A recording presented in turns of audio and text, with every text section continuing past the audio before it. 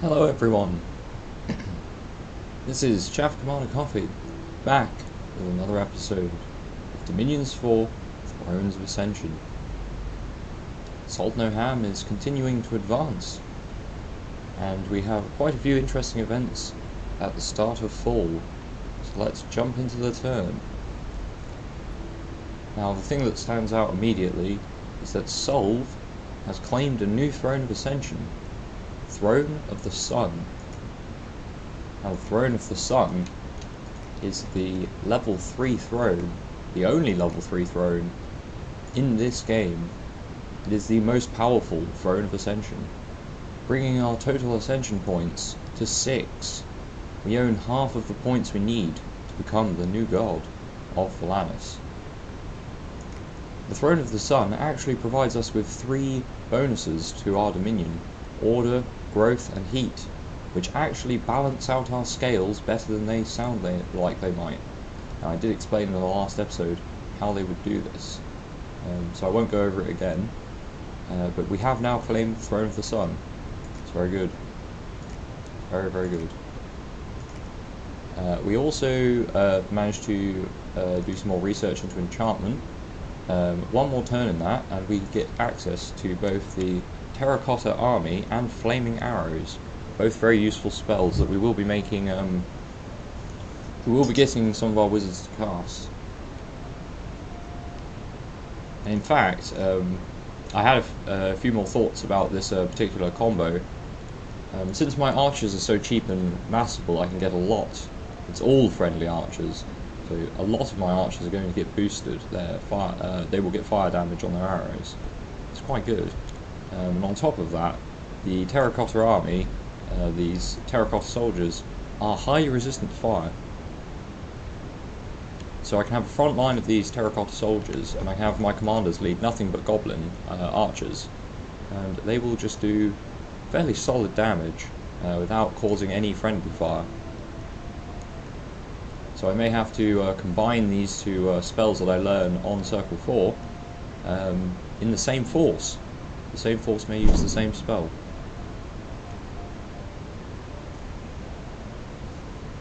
So, I'm going to continue enchantment research.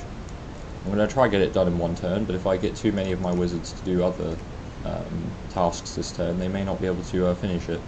So I'm going to try and focus on finishing enchantment, which may cut into forging, but we don't know yet. We'll go through the rest of the turn.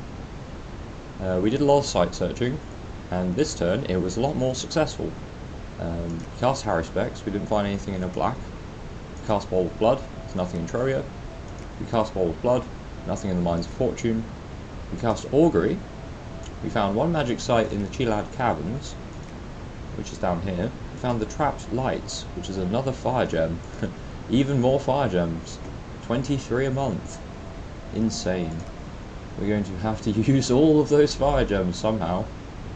Somehow we will find a way to use them. We cast Gnome Lore, and we found another magic site in Duvan. We found the Water-Filled Cave, which provides both water and earth gems.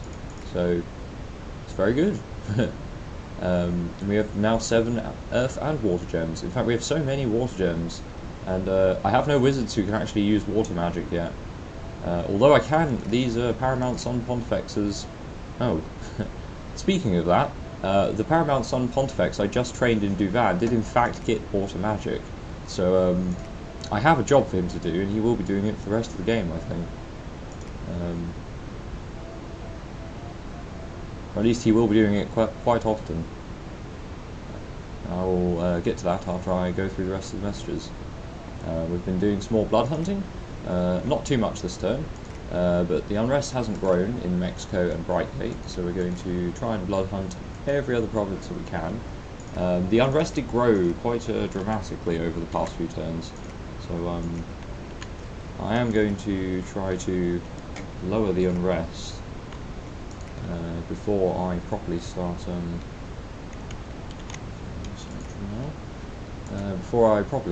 blood hunt everywhere again. Earlier, maybe start blood hunting too. Right, let's keep going through the messages. An unexpected event has occurred in Golem Range. Something has gone quite wrong in the Arcane Laboratory. Magical energies were released, shrinking one of your mages. Mahina the Sun Pontifex has been shrunk.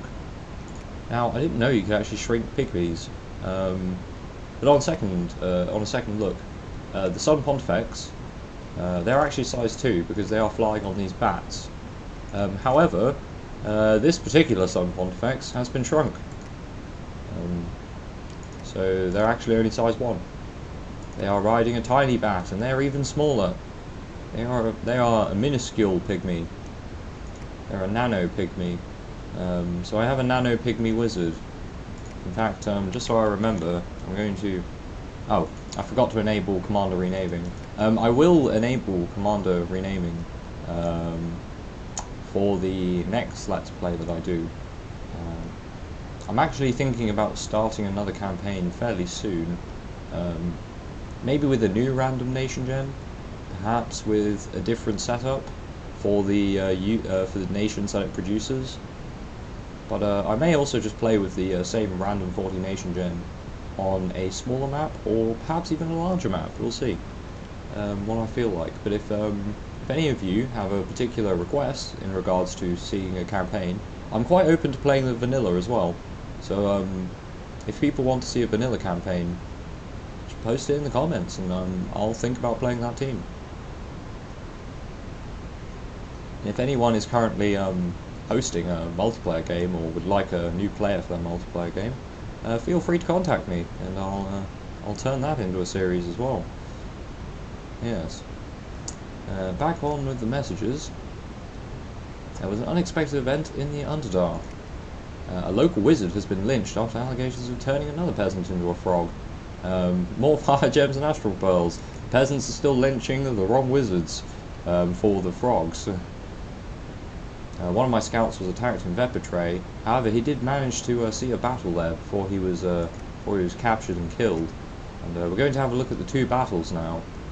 There was a battle in Kunal between Emorzar and Modi. Now, Modi has been winning the war, but I believe Emorzar is about to turn the tide in Kunal. And Kunal is sort of the gateway into their realms, because Emorzar has a hot domain and Modi has a cold domain.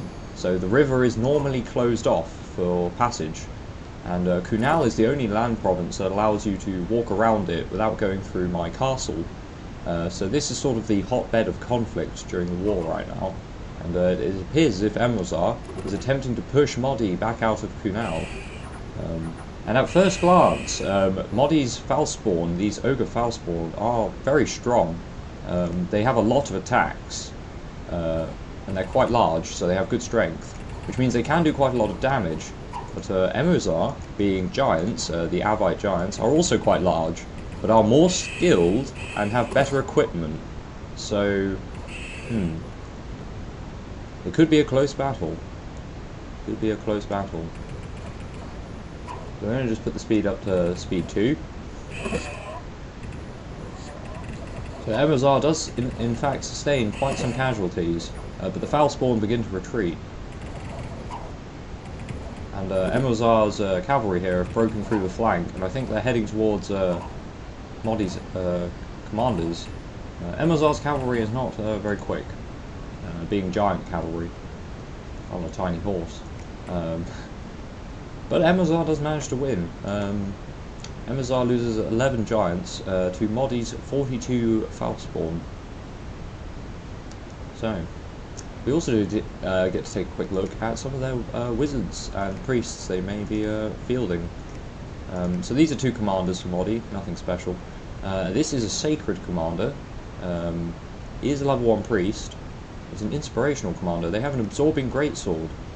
Those killed will rise as soulless beings. So, quite a powerful sword. I'm not sure how good they're going to be with it. It really depends on their bless. Now, I didn't check to see their blesses during that battle. I will check later. Probably, but I will make sure that I have a report of their bless before I go to war with them.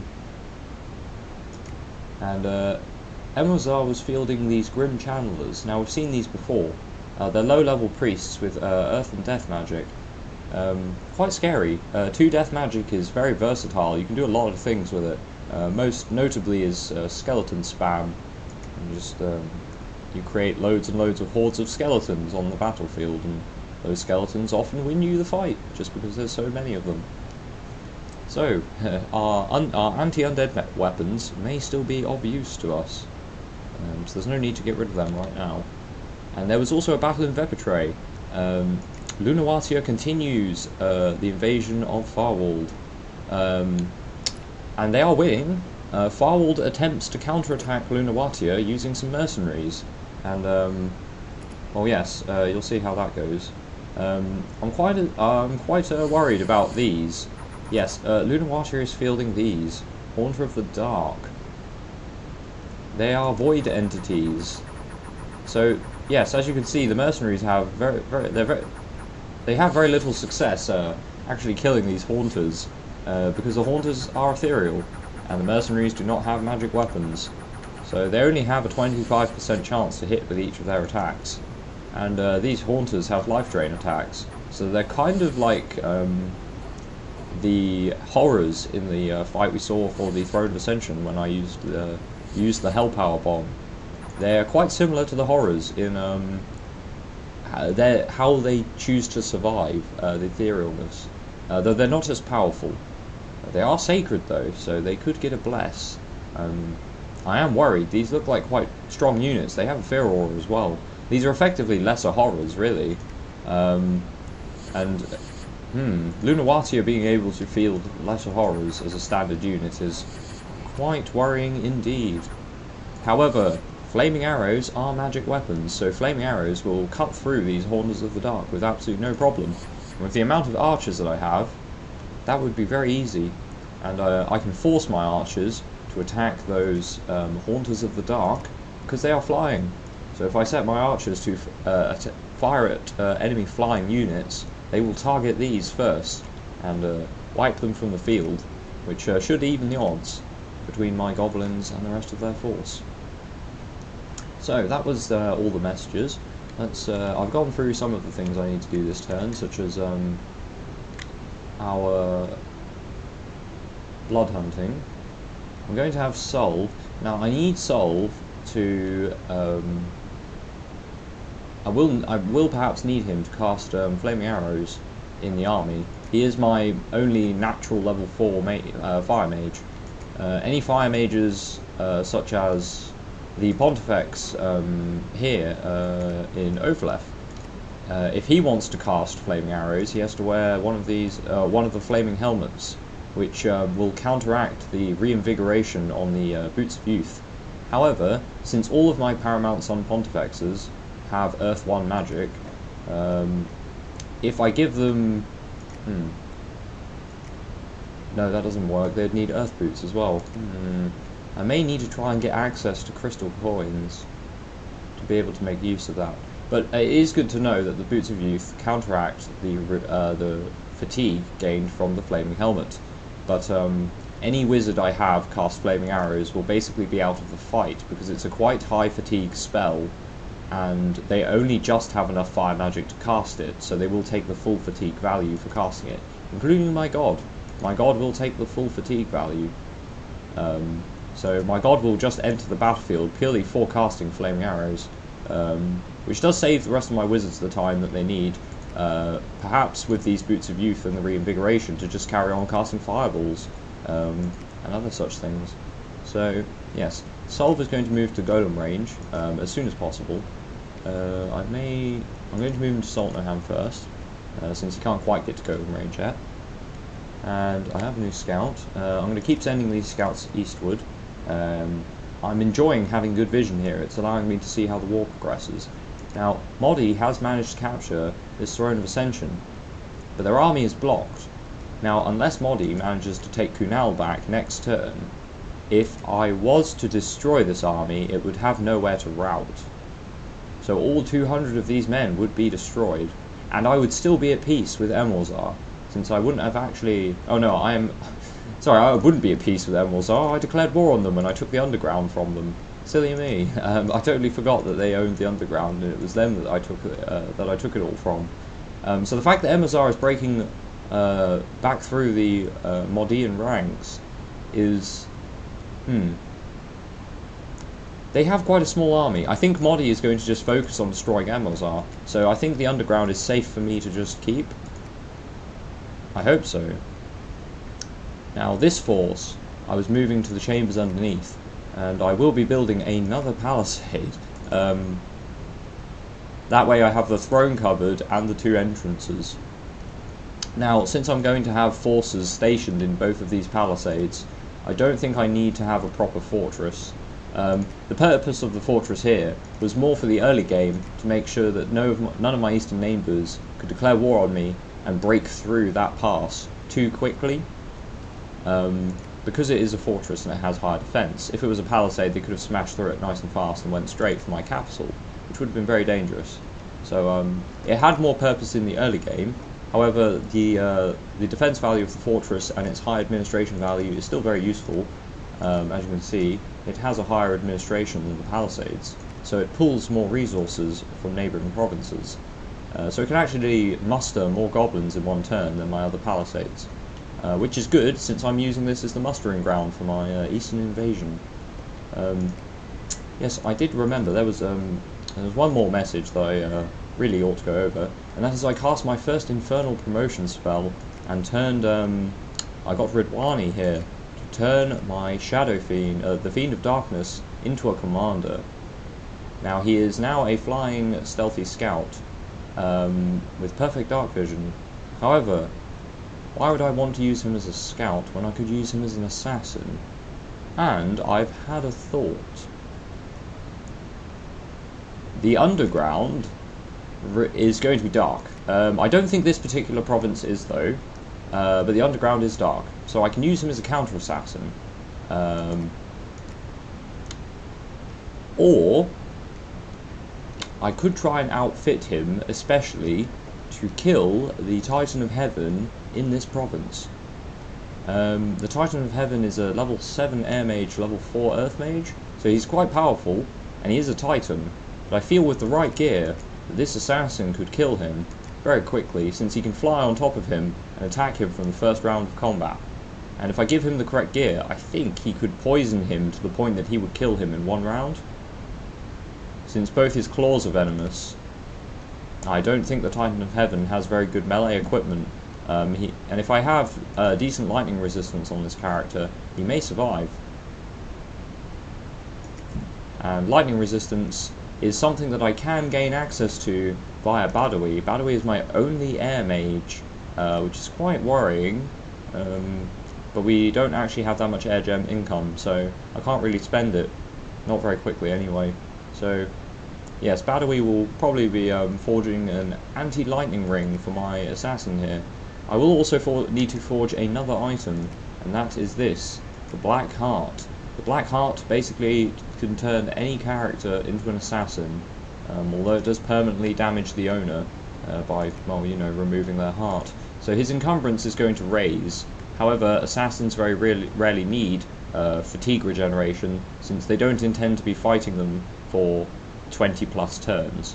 You generally want your assassins to kill their targets in at least the first 5 turns. So we will be building him accordingly. This assassin Togaric. So yes, we are going to need the Black Heart. Now I think I only need Blood 2 to craft that, so I'm going to have this mage here, Juman. He is going to forge the Black Heart. Now I'm going to have this mage here, and I would like him to forge something else for the assassin. Now we're going to need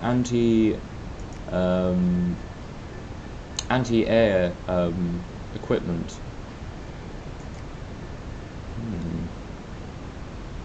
Demon Whip. Small area fire damage. I don't think the Titan of Heaven has fire resistance.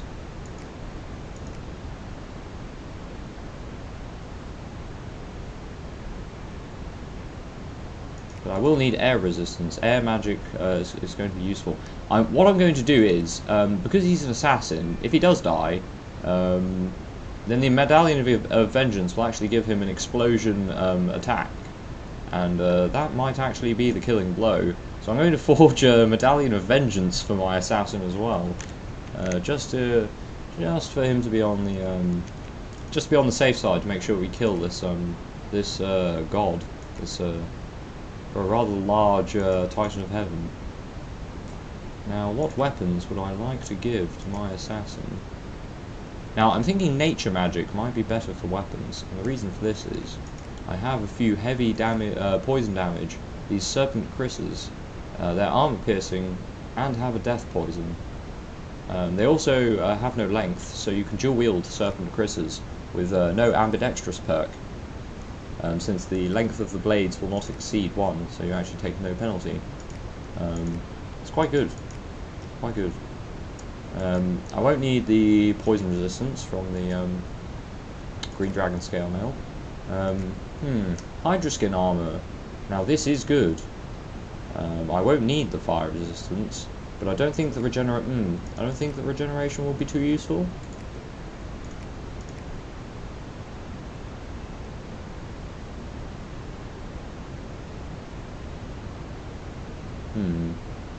Now, I will be forging an Astral Serpent, since this has a Death Poison attack. The more Death Poison attacks I have on my assassin, the better. It might just allow him to kill the Titan of Heaven with a single hit. If he lands just one hit, it might be enough, with enough Death Poison attacks. Now, I have a total of 4 Clockwork Smiths, and 3 of them have got Earth 1. So I think it might have been quite a rare Clockwork Smith to get Earth 1, Fire 1. So what I'm going to do is this particular Clockwork Smith is going to be the one who forges more Clockwork Smiths when I need them. So I think I'm going to have him just do some research for now. And my mage who was forging Clockwork Smiths is now going to spend his time forging Dwarven Hammers, because he is still my only mage who can forge Dwarven Hammers. And I'm going to need as many of those as I can get. They're very useful. In the meantime, these 3 Clockwork Smiths can be used for research. They're not the best researchers, but at least they are returning the gem cost I spent on them until I can use them as proper forgers. Hopefully we find more Earth sites as we continue to cast Gnome Lore over the kingdom. I think Earth sites are the ones that I've searched for the least, so I should be able to find a few more, increase our income a bit. If worst comes to worst, I do have a huge number of Astral Pearls which I am unable to use right now, so I may just convert some Astral Pearls into Earth Gems. I won't mass convert them because it's not very efficient. But maybe just a few, just so I can carry on crafting Dwarf Hammers and Earth Boots when I need them. Now I'm going to try and move as many of these Pontifexes as I can. In fact, if Badawi cannot cast Augury anymore... No, he can't. Right, Badawi, you're going to put the Staff of Flame Focus away, and you are going to move towards the army. He is going to be my secondary... whatchamacallit. Oh, I've totally forgotten what I was going to say now. He's going to be my secondary Flame Arrow caster. It's quite possible I just use him as a evocation cannon, and the reason for that is if I get 1 level of alteration magic, he can cast aim on himself. Himself and nearby allies, actually. So I will probably have him cast aim. He's only size 2, so he can share a square with 2 other wizards. So I'll have him and 2 other wizards specifically set to throwing firewalls or high damage fire spells, and he will cast aim before he begins casting those spells, thus increasing the precision of all the wizards. And the fire spells have quite bad precision, so boosting my wizard's precision is going to be very useful. And he is currently my only wizard who can do that.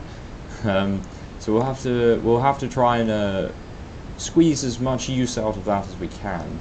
I'm going to be sending the priest further forward, I think, to the chambers underneath. I may save on building I will probably build a lab in Deep Wagor here, but I will just train these inferior Pontifexes. I need to get another castle, repeat recruiting them again, so that my research keeps growing. Now, I did build some lightless lanterns to boost research further, and the lightless lanterns are very cheap for the amount of research that they give you. One of these Sun Pontifexes, these inferior Sun Pontifexes, is now providing 24 research for only 40 gold. They will die though.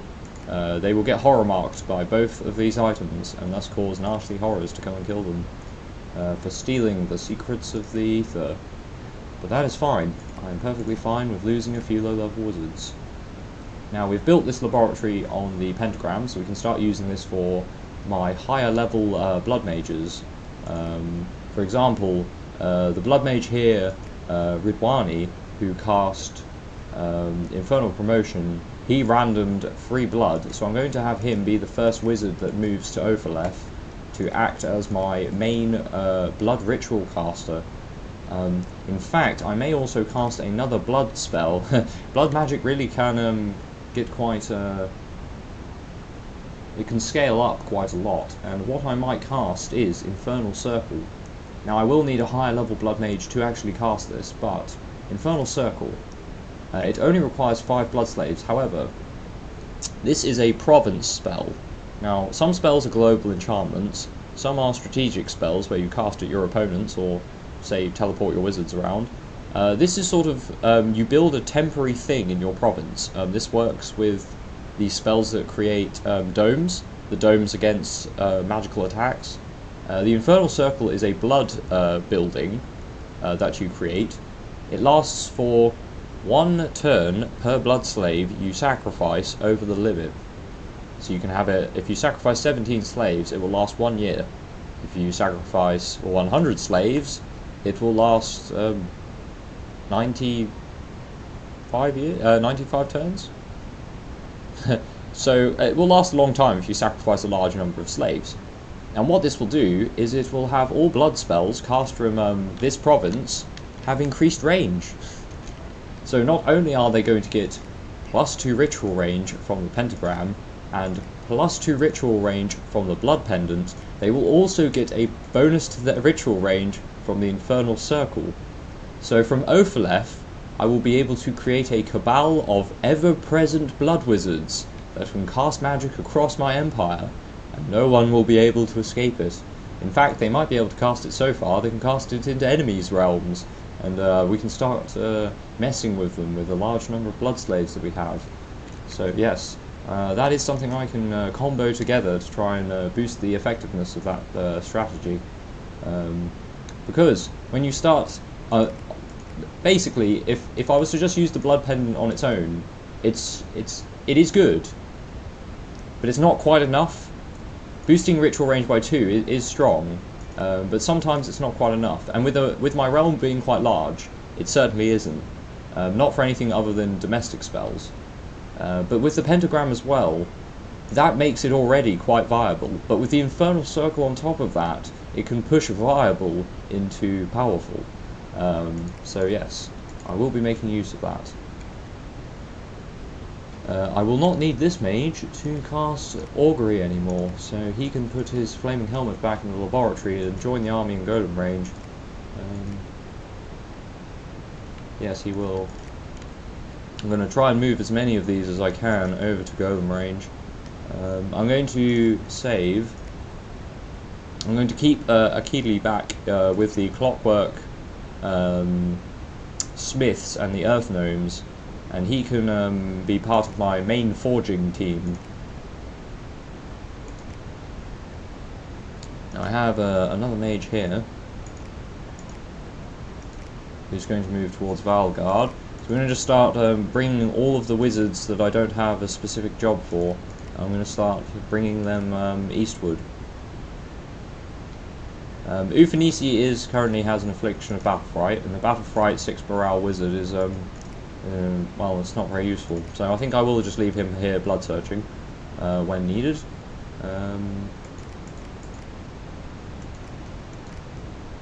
Now, I managed to get another level 3 fire mage. Excellent. You can move straight to Bakar, my friend. You can move straight to Bakar.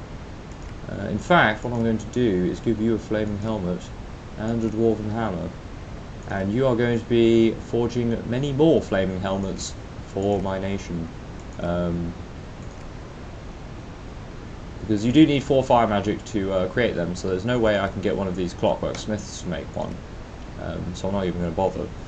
I will just simply get one of my pontifexes to start crafting them for the rest of my wizards. Now this is my my water mage that I got. I'm going to move him to Epernia and have him start collecting my water mages.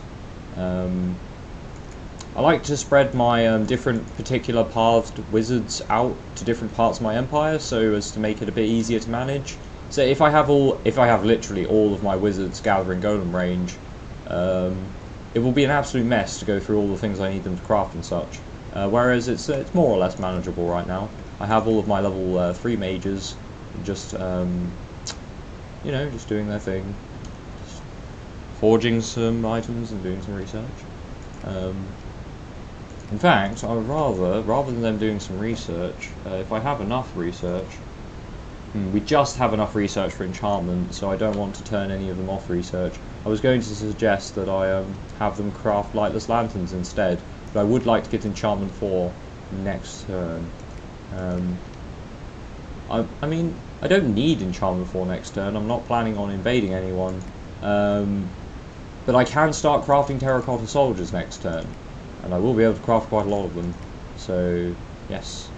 In fact, I may need to move one of these flaming helmets off of one of these wizards and onto one of these wizards, because I want to start mass summoning terracotta soldiers, which will be my main use of this huge fire gem income. I'll be able to use 16 of it per turn, forging 50 terracotta soldiers. 50. I may have to pause on training so many if I require magic command to lead them. It will be very difficult to ferry them around if I don't have an easy access to high magic command. And on that note, I am tempted. See, the Fiend of Dark, no magic beings, just undead and demons.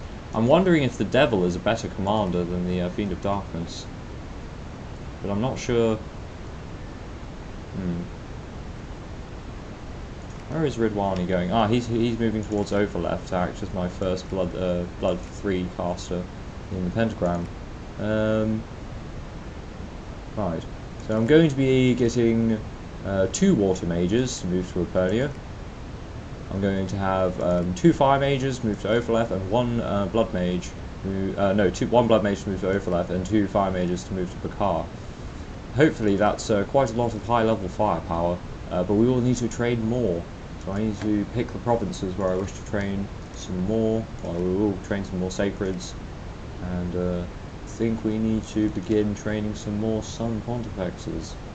We're going to train them behind the front line, because they take 2 turns to train, and if I start training one in golem range and it comes under siege, they won't be able to finish training them. With the rest of the gold, I think I will use that gold to fill out patrol units. I think some of my patrol units aren't quite full, or not as full as I'd like them to be. And we have 22 units here. I'm going to have to recruit a commander for them. Let's recruit another mounted commander for them in Nom. Mexico. Now we have, this commander here has a he still has War Elephant, which we're going to keep. There's no reason not to keep it. Now we have a large number of heavy cavalry here, as well as a large number of goblin spearmen. And now we're going to take as many spearmen as we can to fill up Ilatos's unit here. And Ilatos is going to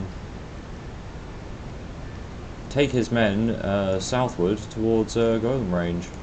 And we're going to leave Celius here. Celius is a less experienced commander, so he can't carry quite as many men naturally, but he does have the Scepter of Authority. So I feel he is probably better for carrying a large garrison, and so he will stay here and patrol.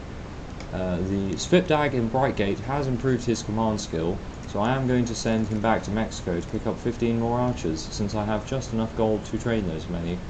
So yes, he will just get a few more archers to join his patrol unit, and 55 more archers is a solid number to pull into a castle when I need them, and for them to act as 55 more archers with flaming arrows. Flaming arrows obviously drastically improves the usefulness of any archer that you have, so the more archers you can get onto the battlefield, the more powerful flaming arrows becomes. Unless your opponent decides to cast Flame Ward on their army, in which case their entire army becomes fire resistant. But I'm not expecting any of my opponents to have that kind of research yet, so yeah, Flame Ward's quite a high level spell. So we should be fine. Flaming arrows should work just fine. So that's research done, and all of my commands, I should think, and the treasury spent. So that will be the end of the turn, and I shall end here. See what battles resolve and such. Our scouts may see some more. The war in the east, the war in the east does indeed rage on. But we will simply bide our time and await the best moment to strike against perhaps both nations. We may simply just finish one of them off. But it's possible if Emilzar becomes... if Emilzar or Modi begins to lose the war too badly, say I see their capital under siege by the opposing force, I may sweep in and start to attack the winning nation, so that the nation who's already losing will be too weak to actually build up and retaliate against my advance anyway, and the winning nation will have its men occupied, so I might be able to cut them off from their supply routes and then cause a complete army wipe. If an army has nowhere friendly to retreat to, all of the units die, even if they manage to escape the field.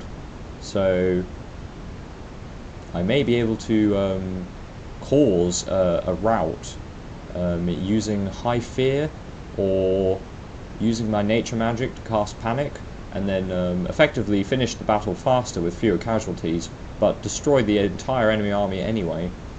So we will continue with that next episode. It's been me, Chaff Commander Coffee, and I'm very much enjoying this campaign, but I am thinking about starting another one. So again, if any of you have any requests in regards to campaigns you would like to see, or a particular RandomNationGen, if you'd like a certain parameter on it, or if you want me to explain it, if you have no idea how you even get this to work on your copy of Dominions4, I can do a video on that as well. So, thanks for watching, and I'll see you next time.